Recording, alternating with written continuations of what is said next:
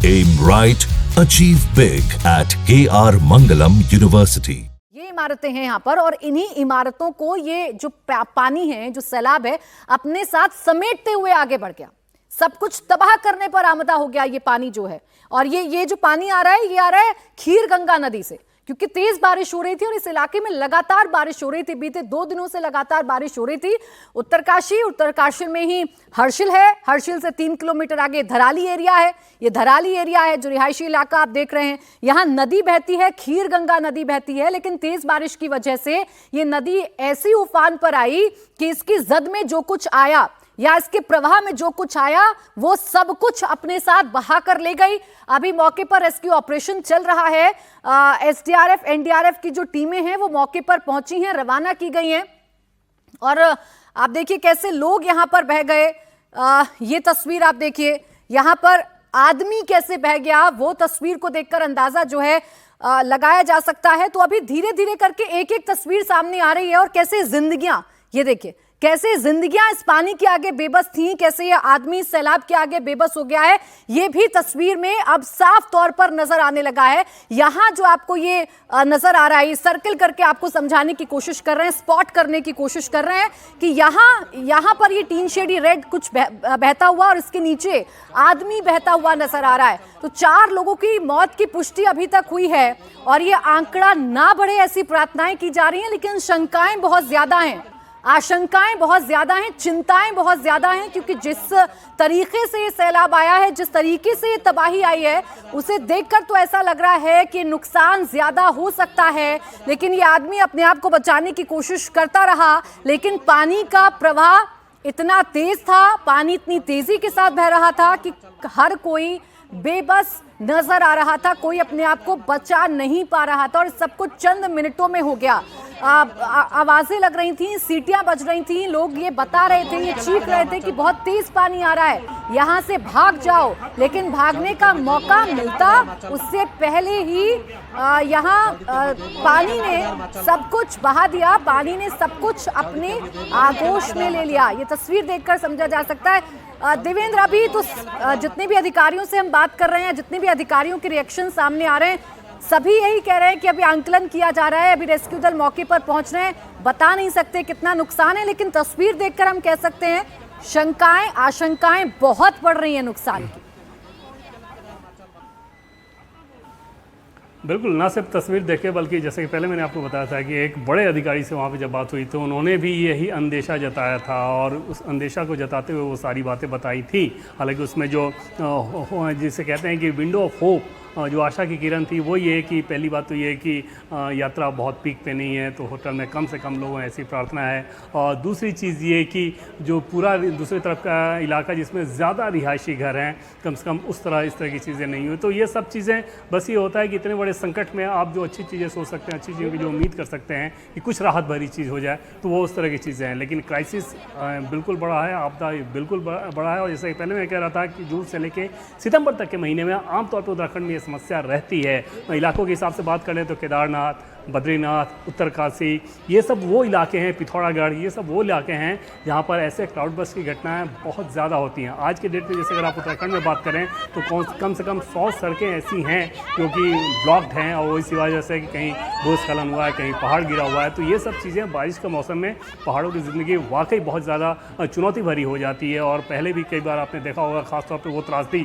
जब केदारनाथ में ऐसे बादल फटने की घटना हुई थी। तो उत्तराखंड तो ऐसी चीज़ों का सामना करता ही रहता है। और आज फिर वो ये ऐसी घटना हुई जब उत्तरकाशी में हरसिल के पास, जो कि बहुत टूरिस्ट प्लेस के हिसाब से अगर देखें तो हरसिल को बहुत खूबसूरत जगहों में शुमार किया जाता है। उत्तराखंड की जो बेहद खूबसूरत जगह, जो कि उतनी ज़्यादा एक्सप्लोर्ड नहीं है बाकी फेमस डेस्टिनी की तुलना अगर करें तो, लेकिन बेहद खूबसूरत जगह के तौर पर वो जाना जाता है। और वहीं के हरसिल के नज़दीक ये दुर्घटना हुई है, ये बड़ी आपदायक आई हुई है। फिलहाल जैसे कि बार बार हम लोग इस बात को रिपोर्ट कर रहे हैं कि प्रशासन पूरी तरह से राहत कार्य में जुटा हुआ है। गृहमंत्री अमित शाह लगातार अपडेट ले रहे हैं, उन्होंने मुख्यमंत्री से भी बात की है वहाँ पे। तो कुल मिलाकर प्रशासन की तरफ से इस क्राइसिस में, इस आपदा में जो किया जा सकता था वो किया जा रहा है, लेकिन जो संकट है वो तो है ही। प्राची। बिल्कुल इस बात से इनकार नहीं किया जा सकता कि जो संकट है वो तो है ही, लेकिन इस संकट से जो नुकसान हुआ है वो नुकसान कम से कम हो, ये अब प्रार्थनाएं पूरे देश में की जा रही हैं। और इसीलिए सरकार की प्राथमिकता ये है, चाहे केंद्र की सरकार हो चाहे राज्य की सरकार हो। गृह मंत्री अमित शाह की उत्तराखंड के सीएम पुष्कर सिंह धामी से बातचीत हो गई है। केंद्रीय गृह मंत्री अमित शाह ने भरोसा दिया है हर संभव मदद का। तो वहीं मुख्यमंत्री पुष्कर सिंह धामी भी यही कह रहे हैं कि अभी हमारी प्राथमिकता यही है कि जो लोग इसमें प्रभावित हुए हैं, जो घर इसकी जद में आए हैं या जो होटल्स इसकी जद में आए हैं, उन लोगों को यहाँ से निकाला जाए। मलबे में जो फंसे हुए लोग हो सकते हैं उनको बाहर निकाला जाए। कम से कम ये आंकलन तो हो जाए कि जिस वक्त ये तबाही आई थी, जिस वक्त ये पानी का सैलाब आया था, उस वक्त कितने लोग उस इलाके में मौजूद थे। लेकिन जैसा देवेंद्र भी बार बार बता रहे हैं और ये तस्वीर देखकर भी आप समझेंगे, इस पूरे एरिया को अगर समझेंगे तो जहाँ से पानी का सैलाब बहता हुआ नजर आ रहा है, दोनों तरफ रिहायशी इलाके हैं। एक तरफ घनी आबादी यानी कि डेंस आबादी नजर आती है और एक तरफ कुछ इमारतें नजर आती हैं। तो ये जो पानी का प्रवाह है ये उस तरफ बह जाता है जहां कुछ इमारतें हैं, जहां घर हैं, जो मार्केट एरिया है, जैसा वहाँ लोकल्स वीडियो में बता रहे हैं, मार्केट एरिया है। और उस मार्केट एरिया में से सब कुछ बहाते हुए, अब देखिए ये आदमी, ये तस्वीर हम बार बार आपको दिखा रहे हैं, ये आदमी बह गया। इसने अपने आप को बचाने की कोशिश की होगी, इसने अपने आप को सुरक्षित रखने की कोशिश की होगी, लेकिन पानी का जो प्रवाह था या पानी का जो फ्लो था वो बहुत तेज था। इसके आगे अपने आप को बचाना, इस सैलाब से अपने आप को बचाना बहुत मुश्किल है। और ऐसे में आदमी अपनी जिंदगी की जंग लड़ते लड़ते कैसे पानी की धाराओं के साथ बह रहा है वो देखकर समझा जा सकता है। और जब ये पानी सब कुछ बहा ले गया अपने साथ, उसके बाद कैसे मैदान, सपाट मैदान में ये पूरा का पूरा इलाका तब्दील हो गया, ये भी देखकर समझा जा सकता है। कुछ इमारतें अगर नजर भी आ रही हैं जो उसकी जद में आई हैं, तो वो इमारतें नहीं, बस उनका ऊपर छत वाला जो एरिया है, जो टीन शेड है, वो नजर आ रहे हैं। उनकी जो छत है वो सिर्फ नजर आ रही हैं, बाकी जो इमारतें हैं, इमारतों का जो बाकी हिस्सा है वो सब कुछ मलबे के नीचे दबा हुआ है। और यहीं से लोगों को बाहर निकालना है, क्योंकि कई घर इसके नीचे दबे हो सकते हैं। अगर होटल्स की बात करें तो 4 से 5 होटल्स बहने की जानकारी मिल रही है। अब उन होटल में कितने टूरिस्ट थे, कितने कर्मचारी काम करते थे, ये सब कुछ आंकलन किया जाएगा, ये सब कुछ पता लगाने की कोशिश की जाएगी। इसलिए रेस्क्यू ऑपरेशन जो है वो युद्ध स्तर पर किया जाए। लेकिन ये जिस तरीके का इलाका है, ऐसे इलाकों में बारिश लगातार हो रही है, उत्तरकाशी में, हर्षिल में लगातार बारिश हो रही है, तो ऐसे में रेस्क्यू ऑपरेशन करना बहुत आसान नहीं होता। लेकिन एसडीआरएफ, एनडीआरएफ की ट्रेनिंग ही ऐसे जगहों पर तेजी के साथ रेस्क्यू करने के लिए होती है। तो एनडीआरएफ और एसडीआरएफ की टीम मौके पर भेज दी गई है। अलग अलग इलाकों से कई टीमों को भेजा गया है ताकि जल्द से जल्द जो लोग फंसे हैं, जल्द से जल्द वहाँ कोई जिंदगी जो मदद के लिए देख रही है, उनको जल्द से जल्द बाहर निकाला जा सके। जो इमारतें हैं उनका आंकलन किया जा सके कि दरअसल तबाही हुई कितनी है। अभी तो जो तस्वीरें आ रही हैं उसे देखकर बस मन में आशंकाएं पैदा हो रही हैं, डर पैदा हो रहा है। लेकिन आशंकाएं, ये शंकाएं सब गलत साबित हो, ऐसी ही प्रार्थनाएं पूरा देश इस वक्त कर रहा है। बहुत कम नुकसान हुआ हो ऐसी ही प्रार्थना पूरा देश कर रहा है। 4 लोगों की पुष्टि उत्तरकाशी के जो डीएम हैं उनकी तरफ से अभी तक की गई है, लेकिन अभी कोई स्पष्ट नहीं बता पा रहा है कि कितना नुकसान है, कितनी इमारतें इसकी जद में आई हैं। ये हादसा कैसे हुआ ये भी आप समझ लीजिए। 1 से 1.5 बजे के बीच में, यानी कि दोपहर में बारिश हो रही थी, बहुत तेज बारिश हो रही है उत्तरकाशी में लगातार। हर्षिल से 3 किलोमीटर आगे जो धराली गांव है, वहां बादल फटने से जो खीर गंगा नदी है उसमें उफान आ जाता है और फ्लैश फ्लड के तौर पर जो पानी है वो तेजी के साथ नीचे आने लगता है। और जब पानी नीचे बहने लगता है तो उसके आगे जो भी आता है उसे अपने साथ बहा ले जाने पर आमदा हो जाता है। ये जो पानी है, ये तस्वीर तो कम से कम यही बता रही है। लोग वहाँ चीखते हैं, सीटी बजाते हैं ताकि लोगों को अलर्ट किया जा सके, लेकिन लोग संभल पाए इतना भी मौका प्रकृति ने नहीं दिया, इतना भी मौका इस पानी ने नहीं दिया है। ऊपर से पानी बहता हुआ दिखाई दे रहा है और पलक झपकते ही ये पानी अपने साथ इन तमाम इमारतों को बहा के ले जा रहा है। ये पूरा का पूरा पानी इमारतों को अपने साथ आगे ले जा रहा है और इसीलिए अभी फिलहाल रेस्क्यू ऑपरेशन किए जा रहे हैं और रेस्क्यू ऑपरेशन में लोगों को बाहर निकाला जाए, ये प्राथमिकता है, ये अभी सरकार की प्राथमिकता है। एसडीआरएफ, एनडीआरएफ की टीम मौके पर रवाना हो रही है, आसपास के तमाम जो टीमें हैं वो मौके पर रवाना हो रही हैं। देवेंद्र, अभी कोई पक्की जानकारी तो नहीं आ रही है, जो धीरे धीरे करके रिएक्शन सामने आ रहे हैं उसी के मुताबिक तस्वीरों को देखकर समझ रहे हैं कि कितना नुकसान हुआ होगा।